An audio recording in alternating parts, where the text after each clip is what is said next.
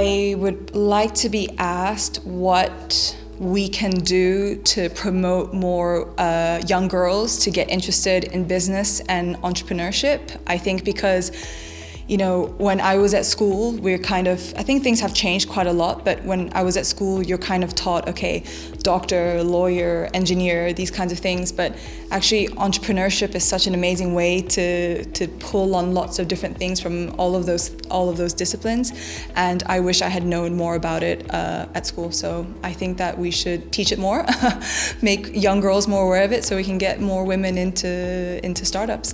What I've always been missing in the questioning is why is this important on a very fundamental level? Because nowadays we're looking at larger things like climate change, the big issues in very untangible issues like CO2.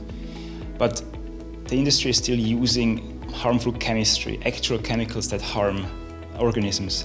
So I would like to be people focus more on the very basic issues of harmful chemistry, and there we're working in, and not the very big issues that come later on in these processes. What is the impact, the potential impact of your technology and of your product? And I would answer that the impact is huge because thanks to our product, breast reconstruction could be not a surgery anymore. So we would be able to treat more patients and providing them a safe and efficient solution. An interesting question is actually, why did I leave IBM Research, which is a very comfortable position, and start Lumiphase? And the reason for that is that we generate a truly different technology that can make an impact to the world. And at Lumiphase, we now have the full freedom to start our adventure and to grow in the right direction as we want, and that we can lead this technology development. One question is like, when it's so simple what you're doing, I mean, why didn't anybody do it before?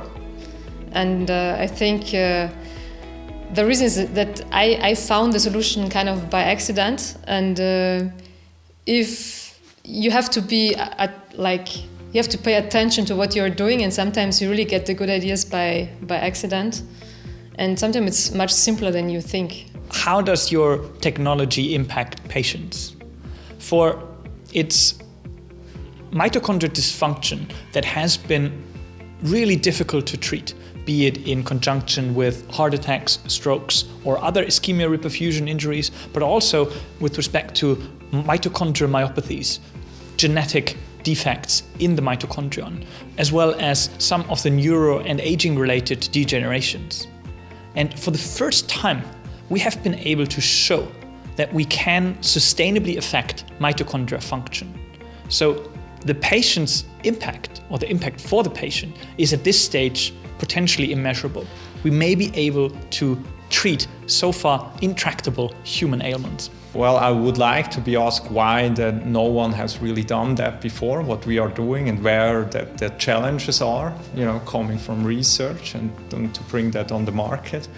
And I think the answer is really you need a lot of, the industrialization, that's a big issue, and you need a lot of capital and a lot of power really to do that. And I think it's really the case that no one has done that before. Everyone has, just done some research on it and never went away all through it to the market. And I think it's one of the big reasons. I guess I'd like to tell you more about the impact of what we're doing and what would be the impact on the world. And our vision is really to use this technology to accelerate the transition to a new era of biological testing that already started and that must be more efficient, sustainable, scalable, and animal-free. A good question would be what inspired us to found the company? Because I think it's very important to have really a big message if you found a company and the big vision.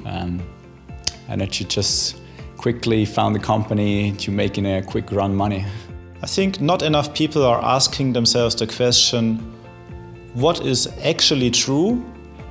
But for most people, they think it's wrong. So in our case, what we believe is actually true is that this actually is possible to produce cultivated meat with our process, and that it can be sustainable and cheaper and more healthy than existing meat. But most people, if they hear about the idea, they believe it's just not possible. The question I would like to be asked is, when do we sign the contract? because it means a new client.